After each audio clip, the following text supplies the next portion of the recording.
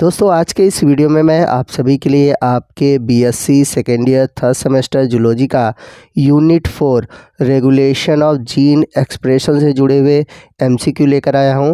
और ये ऐसे एमसीक्यू हैं जो कि प्रीवियस ईयर आपके एग्ज़ाम में पूछे गए हैं और आपके आने वाले एग्ज़ाम के लिए बहुत ही इम्पॉर्टेंट है। तो आज का ये वीडियो आपके लिए बहुत ही इंपॉर्टेंट होने वाला है, तो वीडियो को आप ध्यान से देखिएगा और पूरा देखिएगा। तो वीडियो में आगे बढ़ने से पहले मैं आपको बता दूँ कि ये जो टॉपिक है regulation of gene expression second, ये यूकैरियोटिक सेल से जुड़ा हुआ टॉपिक है। यानी कि आज के इस वीडियो में हम रेगुलेशन ऑफ जीन एक्सप्रेशन से जुड़े हुए जितने भी एमसीक्यू सॉल्व करेंगे वह यूकैरियोटिक से जुड़ा हुआ है। यहाँ पर मैं आपको बता दूं कि जितने भी क्वेश्चन मैं सॉल्व कराऊंगा उसे एक्सप्लेन भी करता चलूँगा ताकि उससे जुड़ा हुआ कोई भी अगर डाउट है वो क्लियर हो सके।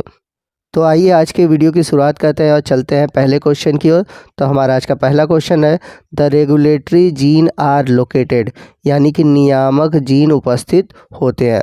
तो रेगुलेटरी जीन कहाँ पर होते हैं? पहला ऑप्शन है along with the structural gene, यानी कि संरचनात्मक जीन के साथ। दूसरा है in between operator and the structural gene, यानी कि प्रचालक और संरचनात्मक जीन के मध्य। तीसरा है in the middle structure of gene, यानी कि संरचनात्मक जीन के मध्य। और चौथा है at the end of the structural gene, यानी कि संरचनात्मक जीन के अंत में। तो आपको बता दें कि जो रेगुलेटरी जीन होते हैं वह स्ट्रक्चरल जीन के बाद होते हैं, यानी कि स्ट्रक्चरल जीन के अंत में होते हैं। तो यहाँ पर आपका जो राइट ऑप्शन है ऑप्शन डी है, संरचनात्मक जीन के अंत में, यानी कि at the end of structural gene. यहाँ पर मैं आपको एक चीज़ और बता दूँ कि यहाँ पर जो ऑप्शन डी है इसकी जगह एक ऑप्शन ये भी दे सकता है up stream of the operator gene. तो यहाँ पर आप दोनों ऑप्शन को याद रखिएगा।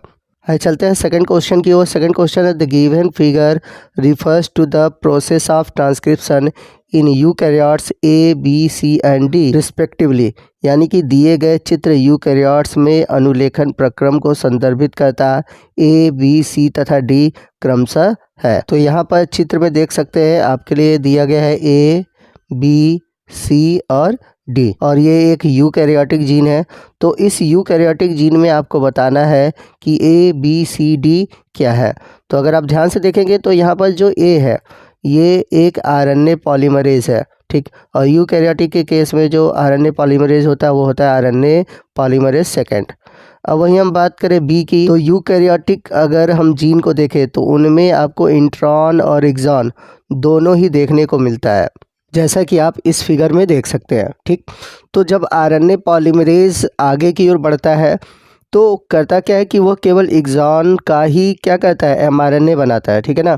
यानी कि एक्सॉन का ही कोडिंग करता है, इंट्रॉन का नहीं करता। यहाँ पर आप फिगर में देख सकते हैं नीचे की ओर येलो वाला पार्ट खत्म हो गया, सिर्फ ग्रीन वाला पार्ट बचा हुआ है, और ग्रीन वाला पार्ट क्या है, एक्सॉन, ठीक। तो वह केवल एक्सॉन को ही कोड करता है। तो यहाँ पर आप नीचे देख सकते हैं आरएनए स्प्लाइसिंग हो रहा है, और आरएनए स्प्लाइसिंग में केवल सी आया है, यानी कि यहाँ पर सी वाला जो पोर्शन है वो एक्सॉन है और बी वाला जो पोर्शन है वो इंट्रॉन है। अब यहाँ पर किनारे पे आप देख रहे हैं डी है, तो यहाँ पर डी का मतलब क्या हुआ? तो यहाँ पर इस फिगर में आप देखेंगे तो लास्ट वाला जो इंड है, ठीक है, यहाँ पर जो एडेनिन है मतलब कई बार है, ठीक है। तो एडेनिन कई बार है, तो यानी कि ये जो इंड वाला सीक्वेंस है इसमें पॉली एडेनिन टेल होते हैं, ठीक है। तो इस हिसाब से देखा जाए तो जो डी वाला पोर्शन है वो है पॉली ए टेल। तो फिगर में देखा जाए तो ए जो है आरएनए पॉलीमरेज सेकेंड है, बी जिसका कि कोई भी कोडिंग नहीं हो रहा है मतलब वो इंट्रॉन है, सी जिसका कि कोडिंग हो रहा है वो एक्सॉन है, और जो डी वाला पोर्शन है वो पॉली ए टेल है। तो इस हिसाब से देखा जाए तो हमारा जो राइट ऑप्शन है वो है ऑप्शन बी। चलते अगले क्वेश्चन की ओर। क्वेश्चन नंबर थर्ड है, which of the following is wrong match, यानी कि इनमें से कौन सही सुमेलित नहीं है। तो चलते हैं ऑप्शन की ओर। पहला ऑप्शन है repressor protein bind the operator to stop enzyme synthesis. तो सही है कि जो संदमक प्रोटीन होते हैं वो एंजाइम संश्लेषण को रोकने के लिए प्रचालक से जुड़ जाते हैं। चलते हैं तीसरे ऑप्शन की ओर। तीसरा ऑप्शन है ट्रांसक्रिप्शन। तो ट्रांसक्रिप्शन में क्या होता है, हम सभी जानते हैं कि डीएनए से एमआरएनए बनता है, ठीक। और वो जो एमआरएनए होता है उसके पास इंफॉर्मेशन होता है जो कि डिटेक्ट करता है टीआरएनए, ठीक। वही हम बात करें फोर्थ ऑप्शन जिसमें कि लिखा है ट्रांसलेशन। तो ट्रांसलेशन में होता है क्या है कि एमआरएनए में जो भी इन्फॉर्मेशन है वो प्रोटीन के रूप में बदल जाता है। तो तीनों ऑप्शन ए, सी और डी ये तीनों ही सही है। ठीक, अब इसमें रॉन्ग बच जाता है ऑप्शन बी। इसमें दिया है कि जो ओपेरॉन है, ओपेरॉन में स्ट्रक्चरल जीन, ऑपरेटर जीन और प्रोमोटर ये तीनों पार्ट होते हैं। लेकिन यहाँ पर फिगर में आप देख सकते हैं कि ओपेरॉन के अंतर्गत केवल आता है ऑपरेटर और स्ट्रक्चरल जीन। तो इस वजह से देखा जाए तो यहाँ पर हमारा जो राइट ऑप्शन बी है, क्योंकि ओपेरॉन में केवल ऑपरेटर होते हैं, स्ट्रक्चरल जीन होता है लेकिन रेगुलेटर जीन नहीं होता। तो ये जो ऑप्शन है यह सही सुमेलित नहीं है।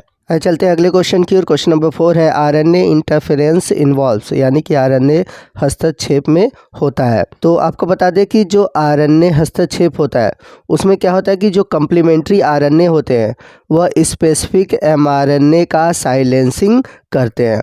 तो यहाँ पर जो आपका राइट ऑप्शन है ऑप्शन बी है, silencing of specific mRNA due to complementary RNA. चलते हैं अगले क्वेश्चन की ओर। क्वेश्चन नंबर 5 है which of the following step of translation does not consume a higher energy phosphate bond, यानी कि निम्नलिखित में से अनुवादन के किस पद में एक उच्च ऊर्जा फास्फेट आबंधन का उपयोग नहीं होता। तो आप सभी ने देखा होगा कि जब ट्रांसलेशन होता है तो ट्रांसलेशन प्रोसेस में इनिशिएशन, इलॉन्गेशन और टर्मिनेशन होते हैं। तो इनिशिएशन में क्या होता है कि एमिनो एसिड एक्टिवेट होते हैं, तो एक्टिवेट होने के लिए एटीपी की ज़रूरत होती है।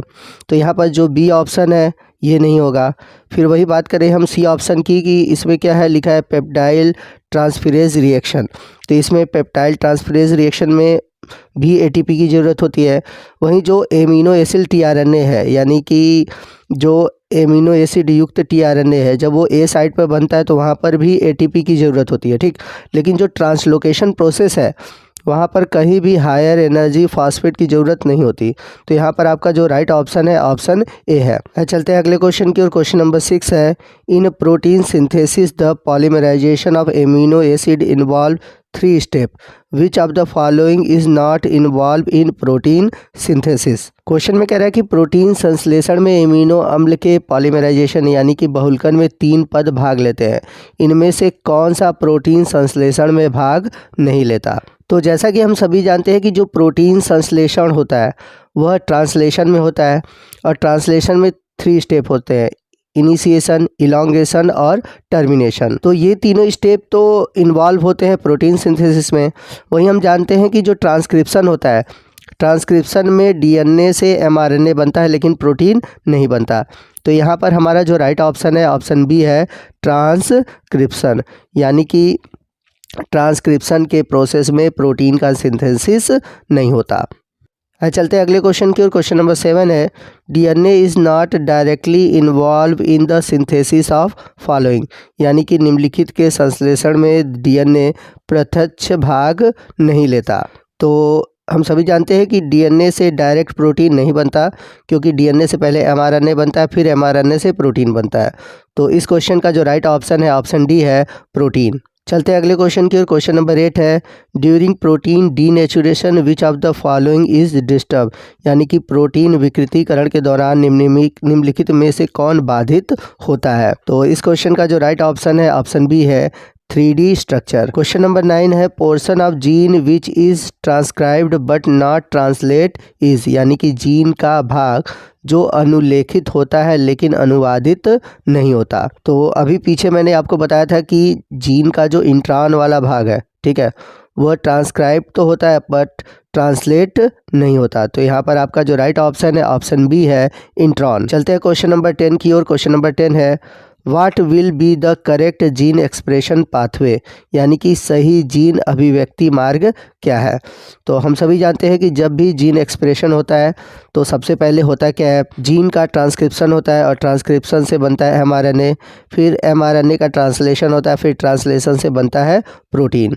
तो इस हिसाब से देखा जाए तो हमारा जो राइट ऑप्शन है यहाँ पर ऑप्शन सी है। तो दोस्तों इसी क्वेश्चन के साथ हमारा आज का ये video regulation of gene expression से ख़त्म होता है। आपको आज का ये पार्ट कैसा लगा कमेंट करके ज़रूर बताइएगा, और यदि आप चाहते हैं कि इस टॉपिक पर मैं और भी वीडियो बनाऊं तो प्लीज़ आप कमेंट करिएगा। यदि इसके अलावा आप चाहते हैं कि मैं किसी और भी टॉपिक पर वीडियो बनाऊं तो भी आप कमेंट करिएगा, और आपके कोई भी विचार है तो आप प्लीज़ हमसे शेयर कर सकते हैं। तो दोस्तों मिलते हैं इसी तरह के और भी वीडियो के साथ अगले पार्ट में। और आपसे रिक्वेस्ट है कि यदि आप हमारे चैनल पर नए हैं और अभी तक आपने हमारे चैनल को सब्सक्राइब नहीं किया हुआ है तो प्लीज़ चैनल को सब्सक्राइब कर लीजिए और बगल में जो बेल आइकन है उसे प्रेस करना मत भूलिएगा, ताकि जब भी मैं इस तरह के इन्फॉर्मेटिव वीडियो अपलोड करूं उसका नोटिफिकेशन आपको मिलता रहे। तो मिलते हैं अगले वीडियो में अगले टॉपिक के साथ। तब तक के लिए जय हिंद, जय भारत।